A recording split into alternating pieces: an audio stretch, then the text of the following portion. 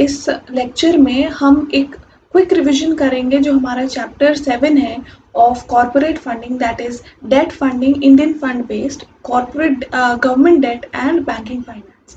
इस चैप्टर को हम क्विकली रिवाइज करेंगे। इसमें अगर आप कॉन्सेप्ट समझने के लिए बैठ रहे हो तो शायद आपके लिए ये वीडियो काम की नहीं है, लेकिन अगर आप ये फर्स्ट रिविजन या सेकेंड रिविजन कर रहे हो for the purpose of exam तो आपके लिए बहुत रेलिवेंट वीडियो है। इसमें हम लोग जल्दी जल्दी रिवाइज करेंगे कि हमारे कॉन्सेप्ट्स क्या है, और अगर कोई टेक्निकल टर्म है तो विल डिस्कस। तो पहला हमारा इस टॉपिक में जो इस चैप्टर में टर्म आता है वो है बॉन्ड्स। बॉन्ड्स क्या होते हैं? बॉन्ड्स ये हम लोगों ने पहले भी पढ़ा है, एग्जाम में भी पढ़ा है।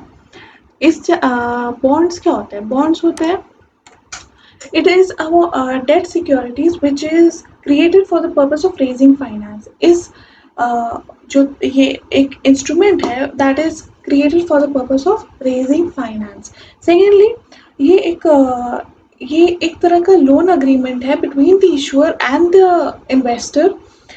एंड सेकेंडली इसमें तीसरा पॉइंट क्या है कि it is a fixed income security. It is a fixed income security, और इसके जो फीचर्स है वो है fixed value, fixed face value, specified maturity period that is 5 to 10 years, specific rate of interest, it is generally paid in maturity. और हमारा next इसमें जो टॉपिक है वो है various types of bonds that are issued. देखो bonds दो तरीके के भी हो सकते हैं, short term and long term based on its tenure. लेकिन बॉन्ड्स इशू कौन कौन करते हैं? हमारे जो वेरियस टाइप्स ऑफ बॉन्ड्स है जो इशू होते हैं वो है government bonds, corporate bonds, tax saving bonds and banks and other financial institutions वाले बॉन्ड। तो ये आप अपने सामने देख रहे हो, government bonds, corporate bonds, banks and other financial bonds, tax saving bonds. ये चार तरीके के इशूज है बेसिकली जो बॉन्ड्स इशू करते हैं डेट मार्केट, जो बॉन्ड मार्केट है। और जो हमारा नेक्स्ट टॉपिक है ये एक बहुत ही इजी टॉपिक था, बॉन्ड्स। और हमारा नेक्स्ट टॉपिक जो आप अपने सामने देख रहे हो वो है मसाला बॉन्ड्स। नाम से बहुत ही इंटरेस्टिंग लगता है। ये मसाला बॉन्ड्स भी एक तरीके के बॉन्ड्स ही होते हैं जो कि रुपी डिनोमिनेटेड होते हैं and it is issued in overseas market. ये बहुत इंपॉर्टेंट चीज़ है, इट इज़ रुपी डिनोमिनेटेड। अब देखो अगर ये रुपी डिनोमिनेटेड है तो सबसे बड़ी बात क्या है, अगर ये ओवरसीज मार्केट में और रुपी डिनोमिनेटेड है तो इससे क्या फ़ायदा होगा? आप सोचो एक बार। एग्जैक्टली इससे फ़ायदा क्या होगा ना कि आपका जो करेंसी फ्लक्चुएशंस होते हैं उसका कोई इस पर नुकसान नहीं होगा या फ़ायदा नहीं होगा। अगर अप्रिशिएट होता है तब भी उसका कोई फ़ायदा नहीं है, डिप्रिशिएट होता है तब भी कोई फ़ायदा नहीं है, क्योंकि उससे कोई लेना देना ही नहीं है इनका फॉरेन एक्सचेंज रेट के साथ। देखो the main advantage of issuing masala bonds is that the company does not have to worry about the depreciation the rupee is in the rupee in comparison to other currency. क्योंकि ये denominated ही rupees में है तो हमें जब ये maturity पे repayment करनी होगी तब भी ये रुपी में ही करनी होगी। In order to compensate the risk of currency depreciation, the buyer gets a higher coupon rate and therefore a higher yield. देखो ये बहुत ही इसका एक एडवांटेज है कि इसमें एक हायर रेट ऑफ इंटरेस्ट मिलता है to the buyer of the debt security, और इसका अगर रेट ही ज़्यादा है तो आपको फ़ायदा भी ज़्यादा होगा। देखो इसका जो फर्स्ट एवर ऐसा सिक्योरिटी मसाला बॉन्ड्स का जो इशुएंस आया था वो था HDFC के द्वारा, जो कि in aggregate amount of 3000 and has a rate, मतलब ये टोटल में 5000 करोड़ रुपए इन्होंने रेज किए थे, which was at the rate of coupon rate, मतलब रेट ऑफ इंटरेस्ट 7.875%। एंड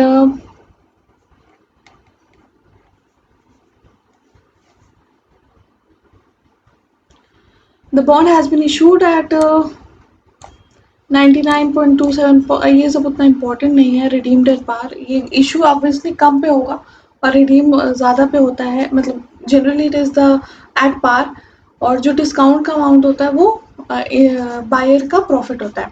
इसमें 3 इंपॉर्टेंट चीज़ें याद करने की है। पहला है तो मेच्योरिटी पीरियड। मेच्योरिटी पीरियड कैसे डिसाइड होता है? अगर 3 इयर्स का टर्म है, सॉरी अगर देखो इसमें एक बेंचमार्क है $50 मिलियन, ठीक है, USD 50 मिलियन। अगर वो 50 मिलियन तक है तो it is three years, exactly 3 years. अगर it is more than 15 million dollars or more, then it is 5 years.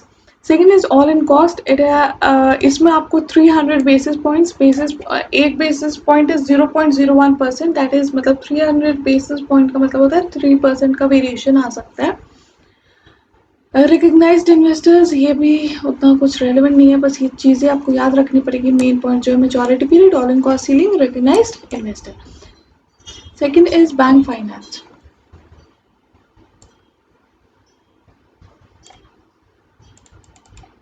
देखो बैंक फाइनेंस एक बहुत ही कॉमन तरीका है जिससे हम लोग कैश फ्लो जनरेट करती है, कंपनीज कैश फ्लो जनरेट करती है इररिस्पेक्ट ऑफ इट्स फॉर्म. मतलब कंपनी एक ऑर्गेनाइजेशन जनरेट करती है इररिस्पेक्ट ऑफ इट्स फॉर्म.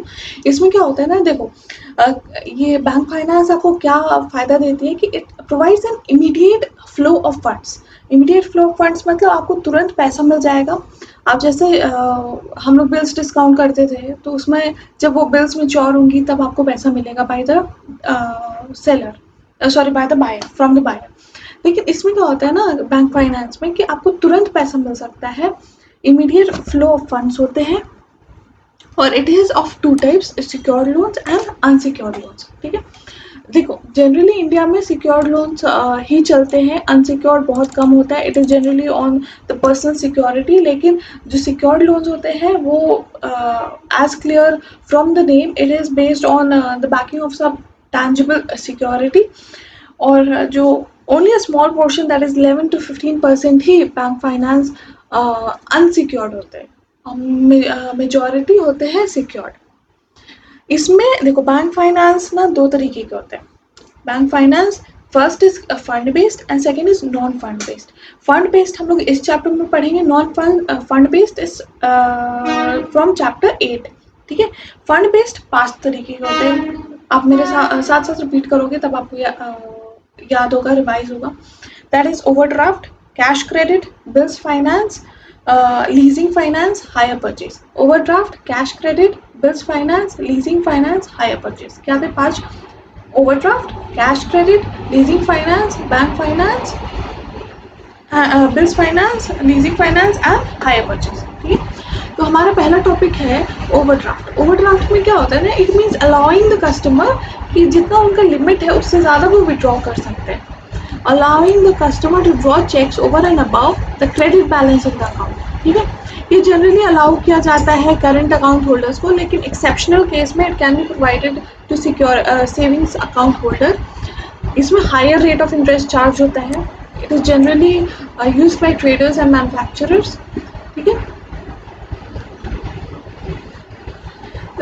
सेकेंडली इसमें नेक्स्ट इम्पॉर्टेंट पॉइंट क्या है, there are 2 types of overdraft accounts that is prevalent in India. That is temporary और clean overdraft and second is secured overdraft. ठीक है, temporary overdrafts are allowed purely on the personal credit worthiness of the customer. It does not have any backing of any kind of any security. It is basically कि आपका अगर goodwill अच्छा है, market में आपका नाम अच्छा है, आपका क्रेडिट वर्दीनेस अच्छा है, then the banks provide you with the temporary overdrafts. Second point is secured overdraft.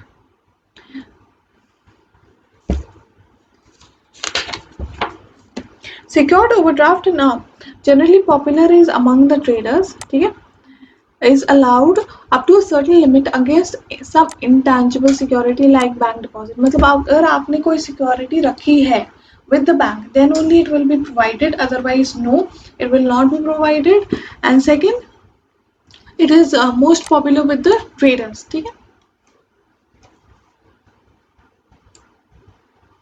Next हमारा टॉपिक है कैश क्रेडिट. कैश क्रेडिट ना एक शॉर्ट टर्म फैसिलिटी होता है to a borrower having a tenure of up to 1 year. ये बहुत important चीज़ है. It is a short term finance to a borrower having a tenure of up to 1 year. ठीक है, इट इज़ ये आपको प्रोवाइड किया जाता है on the basis of your projected sales and the operational satisfactory operation in your account. अगर आपका account में काम सही चल रहा है, मतलब अगर आप कभी भी आपने डिफॉल्ट नहीं किया, आपने रेगुलर आपने पेमेंट्स किया, आपका टर्नओवर इन द अकाउंट अच्छा है, then you will be provided with cash credit. Secondly, it is of further two types: open cash credit and cash credit. Open cash credit देखो आप हम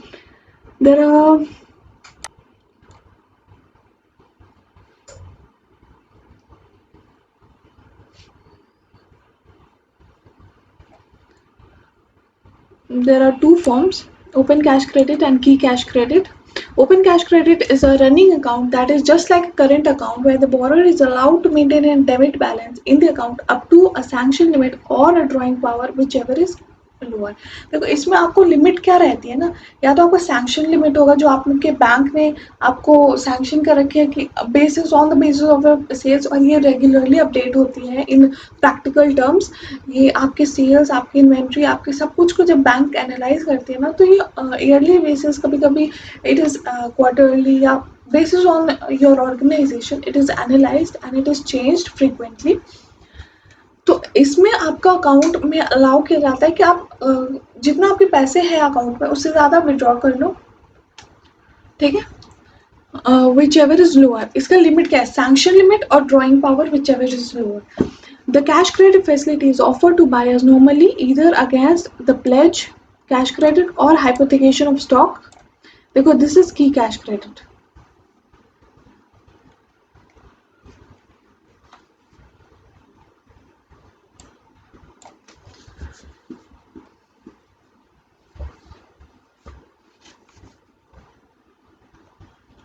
और जब हमने ओपन कैश क्रेडिट की बात कर ली, तो हमारा नेक्स्ट टॉपिक है that is key cash credit. इसमें क्या होता है कि it is provided only against pledge या हाइपोथिकेशन ऑफ स्टॉक्स. चाहे, और इसमें क्या होता है ना कि जनरली कि आपका गोडाउन में आपका स्टॉक रखा हुआ है, आपने की हैंड ओवर कर दी बैंक को, जब आप ये पैसे दे देते हो आपने तभी वो जब आप ये कीज हैंड ओवर कर देते हो, दैट इज आपने एक तरह की सिंबॉलिक ओनरशिप उनको दे दी, मतलब पोजेशन उनको दे दिया फिलहाल के लिए. तब उसके बाद आपको वो फंड्स रिलीज करते हैं ताकि आप उसे यूज कर सको.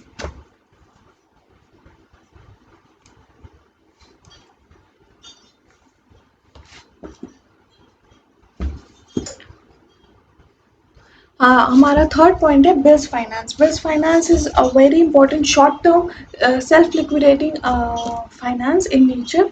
शॉर्ट टर्म सेल्फ लिक्विडेटिंग, ये कुछ कीवर्ड्स हैं जो आपको एग्जाम में ज़रूर लिख के आनी पड़ेंगी, और इसका कोई और तरीका नहीं है but to memorise. Is a short term liquidate self liquidating finance in nature. It can be classified into, देखो बिल्स फाइनेंस के ना दो पार्ट्स हैं. एक तो है demand bills and second is usance bills. Demands bill जो होते हैं it is purchased by banks, whereas usance bill is discounted by banks. ये एक बहुत ही मेजर डिफरेंस है. It is purchased by banks and it is discounted by banks, ठीक है. देखो demand bills are further two types: documentary and claim. आपको यहाँ मिल जाएंगी. Demand bills can be documentary और claim. Usually banks accept only documentary bills for purchase. However, clean bills from good parties are also purchased by banks. तो हमने क्या पढ़ा अभी तक? बिल्स फाइनेंस, उसके अंदर दो part, demand bills and usance bills. Demand bills के further two parts, documentary and clean. Documentaries are purchased. Clean are generally not purchased, but it can be purchased if the parties are good. Second is the documentary bills may be drawn on delivery against payment terms or delivery against acceptance terms. ये बहुत ही important चीज़ है और बहुत ही अलग है, इसलिए ये याद करने में मुश्किल आती है. पहला है delivery against payment and second is delivery against acceptance. Delivery against payment क्या होता है? The documents of title of goods are delivered to the buyer of goods. Document of the title of goods are delivered to the buyer of goods. In case of delivery against payment, the documents of the title of goods are delivered to the buyer of goods. ठीक है, against payment of bill amount. In case of delivery against acceptance, ये हमारा next point है. The title of goods are to be delivered to the drawee against acceptance of bills.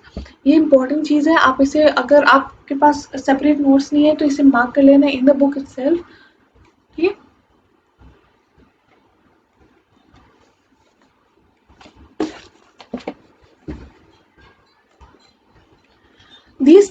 types of bills are called usance bills. Usance bills मतलब क्या होता है? In case of usance bills, ये मैं book से पढ़ लूँ. In case of usance bills become clean after it is delivered to the drawee on acceptance. Therefore, bills take into consideration the credit worthiness not only of the buyer but also of the drawee. ये दोनों parties के credit worthiness को examine करते हैं, उसके बाद ये clean होते हैं. Therefore, banks take in ये वही चीज़ है. Leasing finance is another. देखो, बिल्स फाइनेंस का एक पॉइंट रह गया.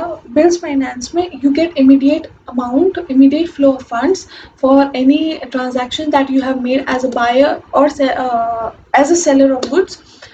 अनलाइक जनरली आपका अमाउंट जो है ब्लॉक हो जाता है विद द बायर और आपको वो फिक्स मेच्योरिटी के बाद ही मिल पाता है. लेकिन बिल्स फाइनेंस में ये प्लस पॉइंट, ये एडवांटेज ये है कि आपको तुरंत इमीडिएट फ्लो ऑफ फंड्स मिल जाते हैं.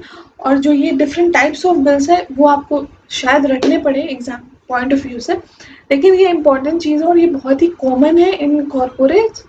Second is leasing finance. Leasing finance is a type of is a type of fund based facility. Fund based ये सब हमने जो अभी तक पढ़ा है वो है फंड बेस्ड. उसमें 5 थे ना: cash credit, overdraft, bills finance, leasing finance and hire purchase. तो ये this is number 4, leasing finance. इसमें क्या होता है कि there are 2 parties, that is lessor जिसका जो ओनर है एसेट का, एंड लेसी जो एसेट को लीज पे ले रहा है. फर्दर इसमें ये this is just like a contract जिसमें आपको जो लेसर है वो लेसी को एक कोई भी एसेट है उसको यूज करने के लिए दे देते हैं. It is further of 2 types क्या होते हैं लीजिंग फाइनेंस में, लीज के basically. It is of 2 types, जिसमें है पहला कि ऑपरेटिंग लीज, फाइनेंस लीज. ये इसको आप डिटेल में पढ़ते हो, एग्जी में भी पढ़ो, आपने अगर पढ़ा होगा. लेकिन ये अकाउंट्स का एक बहुत इंपॉर्टेंट कॉन्सेप्ट है, लीजिंग, अकाउंटिंग फॉर लीजेस, और इससे हम लोग पढ़ते हैं डिटेल में. लेकिन सिंस हमारा थियोरेटिकल पेपर है, लॉ है, तो इससे हम लोग जल्दी रिवाइज करते जाएंगे. The repayment should be made from the rentals of machinery equipment leased out. देखो, the lessee makes periodical payment to the lessor. At the end of the lease period, the asset is restored to the lessor. देखो, ये चीज़ को आपको ध्यान देनी पड़ेगी क्योंकि इसमें ये अलग है. Commercial banks in India have been financing the activities of leasing companies by providing overdraft, cash credit, demand loan against fully paid new machinery or equipment by application of security. The repayment should be from rentals of machinery. देखो, ये मैंने जो अभी point आपको बोला था, repayment should be from the rentals of machinery equipment leased out. The maximum period of repayment is 5 years or the economic life whichever is lower. देखो, economic life से तो आप बढ़ ही नहीं सकते क्योंकि इकोनॉमिक लाइफ खत्म होने के बाद वो एसेट ही किसी काम का नहीं है. तो इट इज़ ऑलवेज लोअर, या तो 5 years, नहीं तो economic life which ever is lower आपको वो एसेट दी जाती है यूज़ करने के लिए. And it is only for productive purpose का मतलब ये होता है ना जो आप फर्दर प्रोडक्शन में आप यूज़ करोगे उस चीज़ें, उस इक्विपमेंट्स, उस मशीनरी, उस प्लांट्स के लिए आपको दी जाती है leasing finance. And second is hire purchase. ये जनरली यूज होता है in case of automobile industries. इसमें आपके पास एक ऑप्शन दी जाती है, या तो आप उस एसेट को खरीद लो at the end of the period, या फिर उसे वापस कर दो, या तो return the asset to the leasing company या परचेज दी एसेट. इसमें it provides 2 options to the hirer. इसमें हायरर होता है, ठीक है, पार्टीज के नाम अलग होता है लेकिन मतलब वही होता है. Basic owner is lesser and the person using is lessee. Similarly, hirer is the person using it. Yep. Since hirer takes place predominantly in the automobile sector, banks have started financing to transport. ठीक है, ये हो गया. हमारा next point है hypothecation.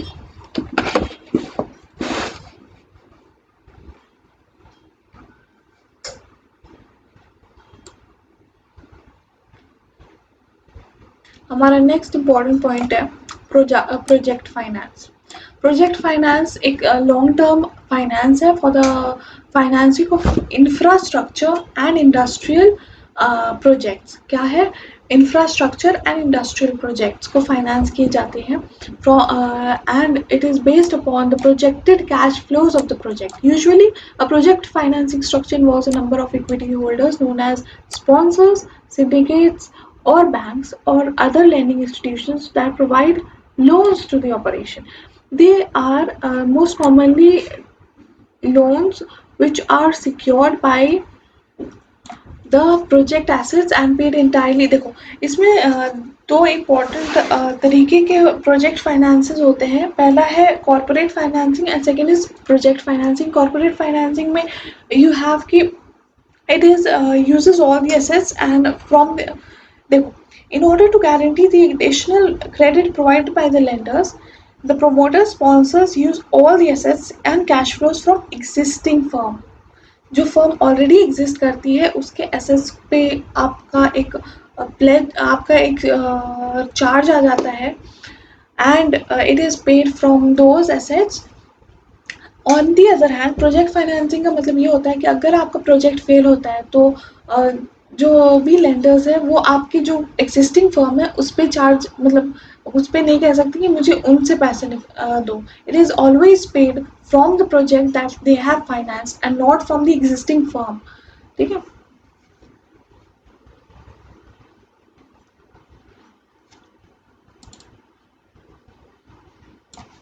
The companies can finance projects through two ways: corporate financing and project financing. Okay?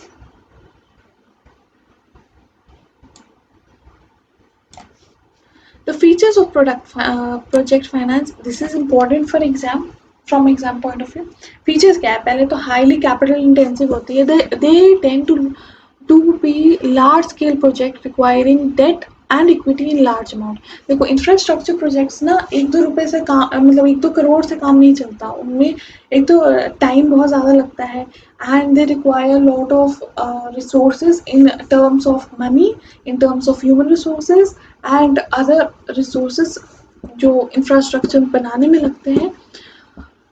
Capital intensive होते हैं, highly leveraged होते हैं मतलब हाई डेट पोर्शन होता है. लिवरेज का मतलब डेट पोर्शन होता है. लॉन्ग टर्म होते हैं, शॉर्ट टर्म्स बहुत ही रेयरली होते हैं. लॉन्ग टर्म होते हैं independent entity with a finite life. They form a new legal entity with the sole purpose of executing the project.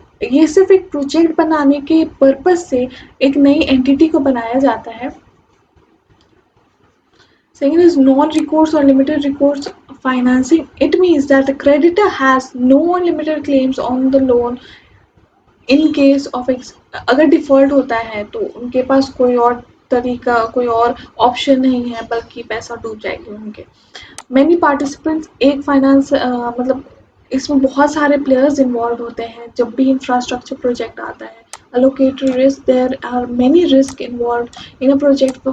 For example environmental country, ये हमने ethics में पढ़ा हुआ है.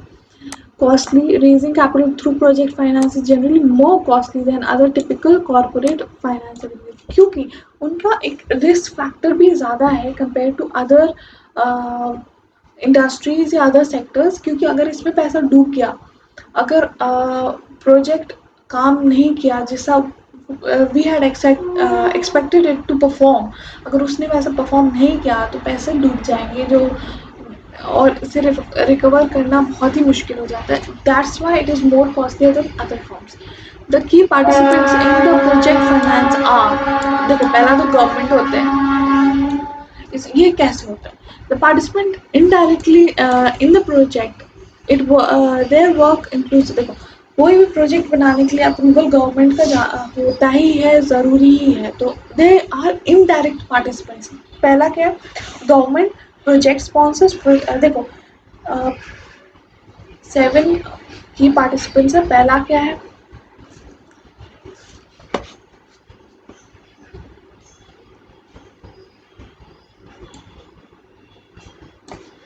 फर्स्ट इज गवर्नमेंट, ये हमने पढ़ लिया. सेकेंड इज प्रोजेक्ट स्पॉन्सर्स और owners. They are the owners with equity stake in the project. Second हमारा नेक्स्ट पार्टिसिपेंट है गवर्नमेंट के बाद, दैट इज प्रोजेक्ट स्पॉन्सर्स और ओनर्स. ओनर्स क्या होते हैं? जिनका इक्विटी स्टेक होता है प्रोजेक्ट में. इसमें 4 पॉइंट्स आते हैं. पहला public sponsor, second is contractor sponsors, financial investors and the fourth one is industrial investors. Industrial investors क्या होते हैं, सॉरी इंडस्ट्रियल स्पॉन्सर्स क्या होते हैं, these are the industrialist who see some kind of connection with the project with their जो उनका present जो चल रहा है बिजनेस उससे कोई कनेक्टेड नया प्रोजेक्ट आता है तो वो generally they take interest in order to earn some earn money. ठीक है, industrial sponsors, public sponsors generally होते हैं जो लोकल बॉडीज होती हैं, लोकल गवर्नमेंट्स होते हैं। Contractor sponsors, these are include individuals who develop, build और रन प्लान्स। ठीक है, फाइनेंशियल इन्वेस्टर्स, ये हमने देख लिया।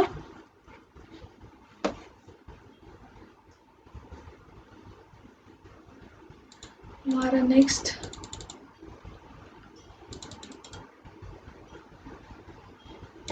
हमारे next participant is that is the company itself. It is a separate legal entity created for the purpose of execution of the project. Contractor, जिनके पास technical qualifications होते हैं, जो एक्चुअली कंस्ट्रक्ट करते हैं उस इंफ्रास्ट्रक्चर को, सप्लायर जो रॉ मटेरियल्स देते हैं, कस्टमर जो परचेज करते हैं, और कमर्शियल बैंक्स जिनसे हमें पैसा लेना है। प्रोजेक्ट रिपोर्ट एक बहुत ही कॉम्प्रिहेंसिव रिपोर्ट होता है और ये बहुत इंपॉर्टेंट है क्योंकि आजकल जैसे स्टार्टअप्स बहुत ज़्यादा आ रहे हैं ना, तो project report that are generally prepared by CACS CMS, तो ये बहुत ही एक इम्पॉर्टेंट पार्ट है क्योंकि यही जो एक डॉक्यूमेंट है जिसके बेसिस पे बैंक आपको आपके प्रोजेक्ट को फाइनेंस करती है। तो इसमें हर एक माइन्यूट डिटेल आपके सिलेबस में, तो ये बहुत ही ब्रीफ में दिया हुआ है, लेकिन जब सच में ये रिपोर्ट आता है ना, वो 1000+ पेजेस का ये रिपोर्ट होता है, बहुत ही कॉम्प्रिहेंसिव होता है with all minute details in it.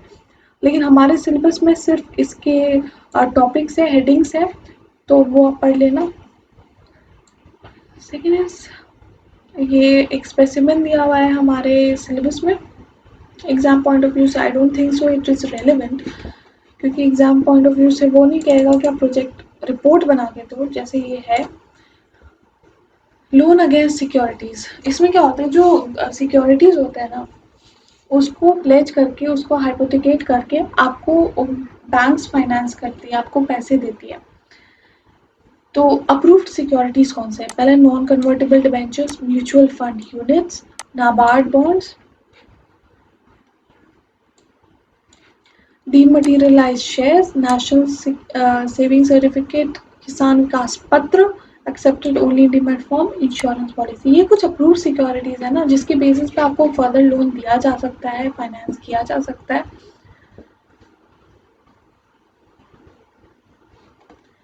तो इसके फीचर्स क्या क्या है? Features, it is very important. पहला तो ये सिक्योर लोन होता है, क्योंकि ये हमने जो सिक्योरिटीज़ आगे जो 6 सिक्योरिटीज़ को पढ़ा, उसके बेसिस पे ही ये फाइनेंस किया जाता है। इसका टेन्योर जनरली 1 ईयर होता है, रेट ऑफ इंटरेस्ट 12 से 15% होता है, प्रोसेसिंग फीस 2% होता है, loan amount depends on the type of securities that is being offered. वो डिपेंड करता है कि आपकी सिक्योरिटी कौन सी है, उसके बेसिस पे आपको लोन ग्रांट किया जाता है। प्री पेमेंट चार्जेस, जनरली इसमें प्री पेमेंट चार्जेस भी होता है, अगर आपने कभी ध्यान दिया होगा। अगर आप अपनी जो लोन टर्म है उससे पहले अगर आप सोच रहे हो कि पेमेंट मैं कर दूं पूरी, तो आपको कुछ चार्जेस पे करने होते हैं, उसे कहते हैं प्री पेमेंट चार्जेस। और इसमें प्री पेमेंट चार्जेस नहीं लगते। लोन अगेंस्ट प्रॉपर्टीज, देखो जैसे सिक्योरिटीज था वैसे ही प्रॉपर्टीज है। प्रॉपर्टीज में बस ये डिफरेंस है कि इसमें कोई इमूवेबल प्रॉपर्टी आ जाती है।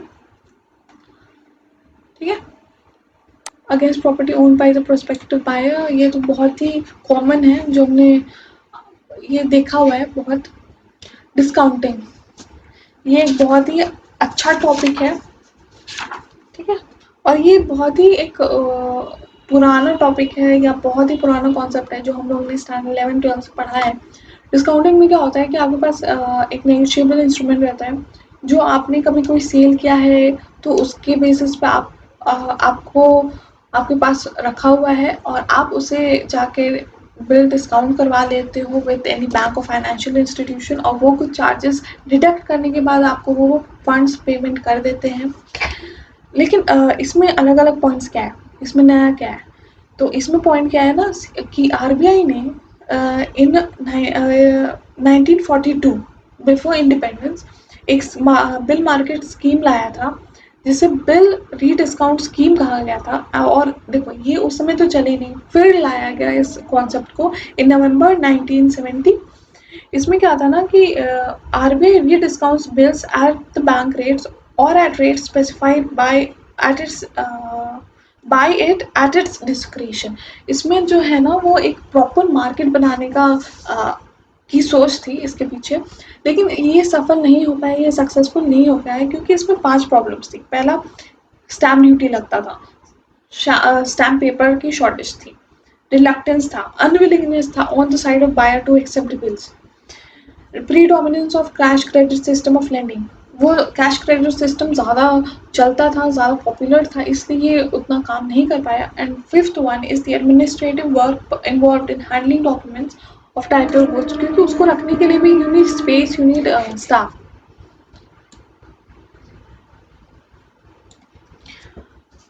देखो, और ये मार्केट सक्सेसफुल हो एक कुछ हद तक सक्सेसफुल था इन टर्म्स कि अगर आपकी पार्टीज अच्छी है, उनकी गुडविल अच्छी है, उनका उनका नाम अच्छा है, उनकी क्रेडिट वर्थिनेस अच्छी है, तब तक people were ready to accept the bills. लेकिन जहाँ वो बिल्स पार्टीज उतना कोई खास नहीं थी, जिनका नाम नहीं था या जिनने कभी डिफॉल्ट किया हुआ था, उनके लिए ये सक्सेसफुल नहीं हो पाया, उनके बिल्स कोई लेना नहीं चाहता था। Factoring is a financial transaction. हमारा नेक्स्ट टॉपिक है, that is seventh topic, that is factoring. Factoring is a financial transaction where an entity sells its receivables to the third party called factor at discounted prices. ये कुछ हद तक bills discounting की तरह ही है, लेकिन इसमें डिफरेंस है, इसलिए इसका नाम अलग है और ये कॉन्सेप्ट अलग है। ठीक है, इसमें देखो 3 पार्टीज बेसिकली इन्वॉल्व होती हैं। दैट इज द सेलर जिसने गुड्स को सेल किया, बायर जिसने गुड्स को परचेज किया, and the third one is the factor, जिस फाइनेंशियल इंस्टीट्यूशन ने वो फैक्टरिंग का प्रोसेस अंडर मतलब करने की अग्रीमेंट की हुई है between the seller and the buyer. ठीक है, फैक्टरिंग का प्रोसेस क्या है, ये बहुत इंपॉर्टेंट है, from exam point of view आ सकता है। फैक्टरिंग का प्रोसेस क्या है, the seller interacts with the funding specialist broker and explains the funding needs। ठीक है, वो सेलर के साथ फंडिंग स्पेशलिस्ट जो ब्रोकर होते हैं वो इंटरैक्ट करते हैं ताकि वो उन्हें उनके जो फंडिंग नीड्स है वो समझ सके, तभी वो आगे रिकमेंड करेंगे कि फैक्टरिंग करना चाहिए या कैसा फैक्टरिंग करना चाहिए, क्योंकि डिफरेंट टाइप्स ऑफ फैक्टरिंग भी है हमारे सिलेबस में। तो the broker prepares a preliminary client profile form and submits to the appropriate funder for consideration। ये जब एक बार ये आपसे मीटिंग कर लेते हैं, दैट इज द सेलर, उसके बाद ये आपका एक डिटेल बनाते हैं जिसमें आपकी क्रेडिट वर्थिनेस को एग्जामिन किया जाता है, आपका काम कैसा चल रहा है, एक्सेट्रा एक्सेट्रा को एग्जामिन करके फिर ये अप्रोप्रिएट जो फंडर है, जो फैक्टर वो अपॉइंट किए जा सकते हैं, उनके पास आपके प्रोफाइल को भेजा जाता है। Once both parties agree that factoring process possible है, पहला क्वेश्चन है कि it is possible or not, क्योंकि आपका शायद वो इंडस्ट्री नहीं है, वो सेक्टर ही नहीं है जिसमें फैक्टरिंग पॉसिबल। तो first point is factoring is possible or not. The broker puts the seller in direct contract with the funder to ask, answer, or any additional questions and to negotiate a customized factoring agreement which will meet the needs of all concerned। अगर किसी funder को या फिर the seller wants to ask any additional questions या कोई queries है, कोई questions है दिमाग में, तो वो उससे पूछ सकती है और दोनों एक दूसरे की ज़रूरतों को समझ सकते हैं और तब जाके ये चीज़ें आगे बढ़ सकती है। At this point, the seller may be asked to remit a fee with formal application to cover the legal research cost।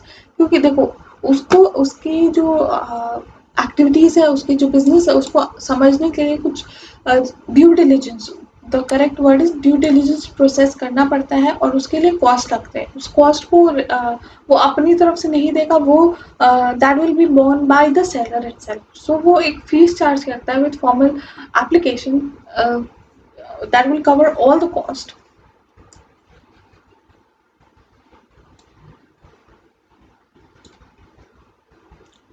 The seller is advised of the facility and is asked to advise the buyer of the factor by letter and submit an acknowledgement copy of the same to the factor for records. फिर seller को कहा जाता है कि वो अपने जो buyers है उसे इन्फॉर्म कर दे अबाउट दिस अग्रीमेंट। फिर उसके बाद एक डिटेल सैंक्शन लेटर होता है, it is a proper agreement जिसमें वो सब कुछ टर्म्स एंड कंडीशंस को नोटिफाई किया जाता है। द डिस्काउंटिंग रेट्स, मतलब बहुत सारी चीज़ें हैं जो इस अग्रीमेंट में आती है। The seller perform services, sorry I missed a point, usually 7 to 10 days of the initial contact with the factor, मतलब जो हमारी फर्स्ट मीटिंग थी with the factor, not with the fund specialist, with the factor, उसके 7 से 10 दिन के अंदर ये सारी चीज़ें हो सकती है। और 70 से 80% जो आप based on your operational capabilities, जो आपकी एक्टिविटीज़ है उसके बेसिस पर 70 से 80% मतलब तुरंत दे दिया जाता है। लेकिन balance is paid only when the invoices का पैसा पेमेंट हो जाएगा, तभी आपको जो बैलेंस, अगर 70% है तो 30% आपको बाद में मिलेगा जब उनके पास इनवॉइसेस की पेमेंट आ जाए तब। The seller performs services or delivers product, thus creating an invoice. The seller sends or faxes a copy of invoice directly to the factor. जब भी एक transaction होगी तो उसका एक copy factor के पास चला जाएगा। The funder verifies the invoice and the advance is sent to the seller. वो पहले advance verify करेगा, उसके बाद जो पैसे हैं, और वो 100% कभी नहीं होगा, कुछ परसेंटेज उस तुरंत सेलर के पास चले जाते हैं। The buyer pays the factor, और जो बैलेंस अमाउंट है वो रेमिट किया जाता है। ये प्रोसेस है, ये डायग्राम है उससे रिलेटेड, ठीक है। हमारा क्लाइंट कौन है? बायर। वो जब एक ट्रांजैक्शन करता है तो वो एक इनवॉइस जनरेट करता है विद द कस्टमर, और वो इस इनवॉइस को सेंड करता है टू द फैक्टर, और फैक्टर उस इनवॉइस को वेरीफाई करता है, उसके बाद वो पैसे रिमिट कर देता है। और जब उसके पास इससे इनवॉइस के पैसे आ जाते हैं ना, तो वो जो बैलेंस अमाउंट है फिर वो उसको पेमेंट कर देता है। ये बहुत ही ईजी प्रोसेस है, एक बार या 2 बार आप पढ़ लोगे तो आपको आपके लिए बहुत ही ईजी हो जाएगा।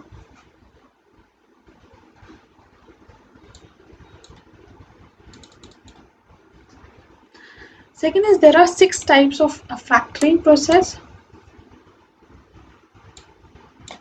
पहला है non recourse factoring. Under the first type of factoring, that is non-recourse factoring, the risk and the loss in case of default is borne by the factor. Non-recourse एकदम उसका उल्टा है कि it will be borne by the seller itself, by the company. Maturity factoring क्या होता है कि under this type of factoring, bank does not give any advance, वो पेमेंट कोई भी पेमेंट नहीं करती है, लेकिन जब उसके पास इनवॉइस की पेमेंट आ जाती है तो on the date of collection from the customer and pays to the company. Advance factoring before maturity against the uncollected or non-due receivables, मतलब अभी ड्यू नहीं है फिर भी पेमेंट कर चुकी है। अनडिस्क्लोज मतलब क्लाइंट को जो कस्टमर है उसे इस बात का पता नहीं है कि फैक्टरिंग का प्रोसेस है। Invoice discounting, under this type of factoring, the bank provide an advance to the company against account receivables, and in turn and charges interest rate from the company for the payment which the bank has given to the bank. हमारा next topic है that is Islamic banking. Islamic banking या शरिया compliant financing, ठीक है, इसका नाम है Islamic banking और शरिया compliant financing. इस प्रोसेस में क्या होता है कि जो इंटरेस्ट है ना, जो हमारे जो भी, चाहे आपको एडवांस ये दिया या बैंक के पास आप डिपॉजिट करते हो तो आपको इंटरेस्ट मिलता है या आपको इंटरेस्ट देना पड़ता है। लेकिन इस फॉर्म ऑफ फाइनेंसिंग में शरिया जो लॉ है उसमें जो इंटरेस्ट है उसको रिबा कहा जाता है, और उस रिबा को हराम as in it is a sin, it is उसको सिन माना जाता है, वो गलत माना जाता है। और ये एक इसमें क्या इसका इस फाइनेंसिंग में बहुत ही टेक्निकल टर्म्स यूज़ किए जाते हैं जो शायद उर्दू होंगे, मुझे पता नहीं। तो इसमें देखो, इसमें 5 तरह की मोड्स होते हैं फाइनेंसिंग का। उसमें होता है मुदर्रबा, profit sharing and loss bearing. अगर आपके पास प्रॉफिट होता है तो वो प्रॉफिट शेयर करेंगे, अगर लॉस होता है तो वो भी शेयर करेंगे। सेकेंड इज वादिया, safe keeping. Some important modes यहाँ पे है, मोड्स ऑफ फाइनेंसिंग, ये इम्पोर्टेंट है। 5 तरह के होते हैं। वादिया सेफ कीपिंग, मुशारका दैट इज जॉइंट वेंचर, मुराबाहा that is cost plus, and इजारा दैट इज लीजिंग। ये 5 मोड्स हैं ऑफ फाइनेंसिंग इन इस्लामिक। देखो शरिया कंप्लाई शरिया प्रोहिबिट्स रिबा which is interest paid on loans of money, ठीक है। उनमें ये चीज़ को हराम माना जाता है, that is interest amount. These prohibitions have been applied historically on varying degrees in Muslim countries, और ये इसका सबसे first successful example of Islamic banking was in Tabung Haji in Malaysia. It was which originally came into being due to high demand of interest-free money for pilgrimage. वो हज जाते हैं तो उसके लिए इंटरेस्ट फ्री मनी चाहिए था, तो इसलिए फर्स्ट सबसे सक्सेसफुल फाइनेंसिंग आया था, दैट इज ताबुंग हज, ठीक है, इन 1963। और उसके बाद फिर तो ये चीज़ें आगे बढ़ती गई और आगे भी सक्सेस हुआ इन इस प्रोसेस का, इस मोड का। ये चीज़ें यहाँ फिर रिपीट हो रही है। Islamic banks are on the work on the principles of interest-free banking. Riba or interest under Islamic law basically means anything in excess. ठीक है, the investor should not make an undue profit from the hard work of the other. इसका basically ये फंडा है ना, ये principal है कि किसी और की मेहनत का आप नाजायज फायदा उठा रहे हो in the form of interest, ठीक है। Islamic banking in India, Islamic banking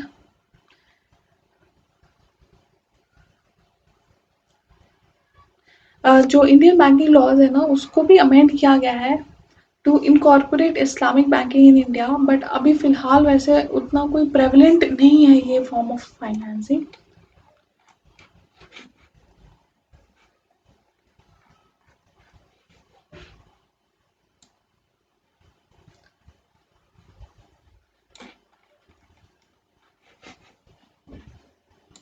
हमारा नेक्स्ट टॉपिक है how to prepare CMA data for different types of loans and credit facility.